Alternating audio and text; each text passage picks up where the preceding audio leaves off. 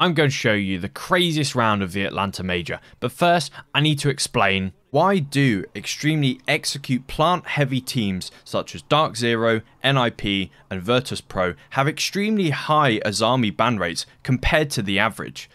DZ with a 96% Azami ban rate over Stage 2 and the Atlanta Major, NIP with 87%, Virtus Pro with 70%, and then the average across all regions was 58% Azami ban rate from Stage 2 and the Atlanta Major. So why do these execute heavy teams prioritize banning Azami over any other defender?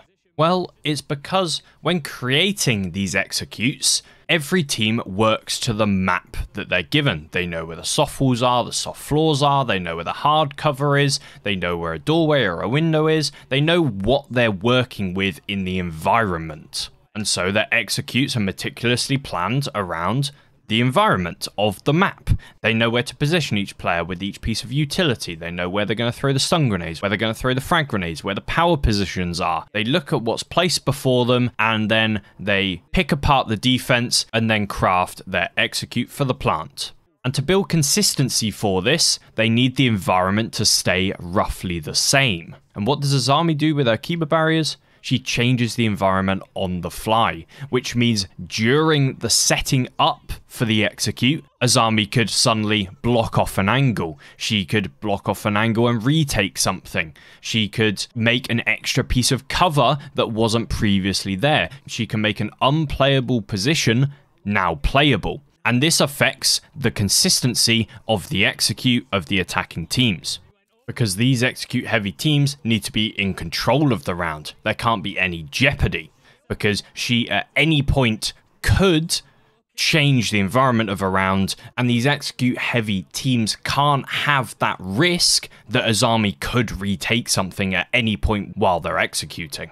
Think of if you're executing and you've cleared the utility you need to, you've cleared the ADSs, you've cleared a deployable shield, etc., and you're trying to work a plant. Everyone's covering the angles, the hallways, the doorways that they need to, while your planter starts the plant. But suddenly, Azami throws a Kiba barrier, blocks one of those angles of the covering players, retakes a position, and kills the planter. Azami, with those Kiba barriers, can force teams out of sync. And that is what these execute heavy teams need in their favor. They need the control, and they need to know that no matter what happens, they're in control of staying in sync with one another. Azami is a barrier to that, literally. And now we come to the craziest round. It was between GK and W7M on the main stage, third map of the series. W7M on the attack, and you can see that their lineup consists of a Blitz, a Capital, a Buck, a Glaz, and a Gridlock. So quite an unconventional lineup, so you know that they're cooking up something kind of quirky. I'm going to let the round play so you can relive the madness or watch the madness occur for the first time if you didn't see this during the Atlanta Major, because this round was crazy with the crowd reaction and the casters too. Dark Glass covers the cross, but Philbox has to get in to get the diffuser pendant down first. And there he is, he's off to the races, running on in, and with 2 minutes left, Bellapox will attempt the defuse. I don't know. JV92 goes down. Key trapped in this position, Nade finishing him off, all hell breaks loose. As now Bellapox throws out another smoke. Herds dies to Noodle. So far, GK coming out ahead in the post plant. The Blitz tussling with Trickst. Bellapox on the ground, can't make his way through. It's total calamity, total mayhem inside of the server. But the time will continue to favor W7.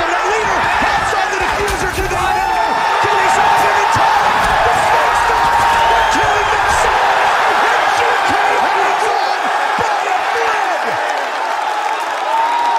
The Kiba barrier blocked the Capital Fire post plant to stop them from going for the counter defuse.